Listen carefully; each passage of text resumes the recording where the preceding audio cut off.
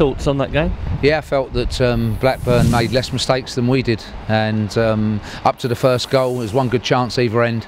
They hit the bar from a good save from McGee, and you know, Carl Bennett had a real good chance, which keeper made a good save, and we've got to respect away from home that they might have a little bit of the ball, and you know, we've made a real big mistake in the first goal, coming inside, trying to play inside football where, you know, you go against the good sides and you don't get back, and you know, it's at 1-0 down. Then it was a key one because we needed to get through to half time at 0-0, and value defending, value a clean sheet, value goals against. Rather than always thinking we have to go forward the other end, and that was a key for us in the second period. The more that we chased the game, the less options we had. Hard for us to get the ball wide. When we did, it was, you know, difficult to put the ball in the box. But fair play to Blackburn, they just were more solid, made less mistakes than us, made less key mistakes than us, and in the end, you know, it was enough to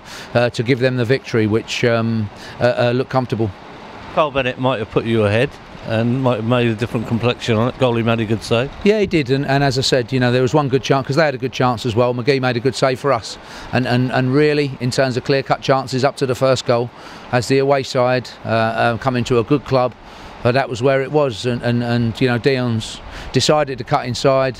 Clarkie's played him short when they've got a press on, and unless, you know, you're really 100% confident you can sidestep somebody there. There's two back four players valuing a clean sheet. That they have to make better decisions than that.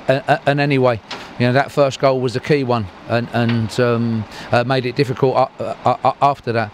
And as a learning exercise and looking at Blackburn, they were more solid. They made less mistakes than us, and you know, weren't as naive as we were in certain situations. And that was the difference. And that was where it was. They deserved their victory. For me this week, the more disappointing one was Doncaster, because, you know, I felt we that was a winnable game today. You know, key moments and key mistakes made a big difference. Did you feel you had enough cutting edge when it mattered? Yeah, maybe. You know, we can look in terms of our you know, our wide men who have been strong for us, very strong, getting them the ball, being able to, you know, affect the game as a, you know, as a front four, as a front unit against, you know, quite a solid back four that Blackburn had, maybe, but it's difficult to create against there. It's the other end where, you know, we've given 3 goals away, and you have to respect that first. Try to build on it and attack, and we always do pick attacking teams, and you know, with people in the right slots and square pegs in square holes, but also as a group. We have to value, you know, in these 2 away games there, we have to value defending as well. We've given 5 goals away in 2 away games. Hard to get anything then.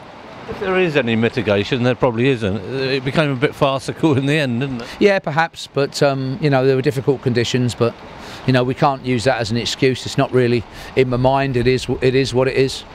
You know, they broke and got a very good goal, a very good third goal, and you know, it was an excellent finish, and, you know, we couldn't create that type of chance, and the conditions were exactly the same for both sides. So after a bright little week, you had a sort of downer, but you have to bounce back from it. Yeah, we do, and we have to recognise why we've just lost 2 games on the road, because, you know, we need to, as a side, value keeping it tight, and value, you know, working hard to get 0s and 1s in the goals against columns rather than 2s and 3s.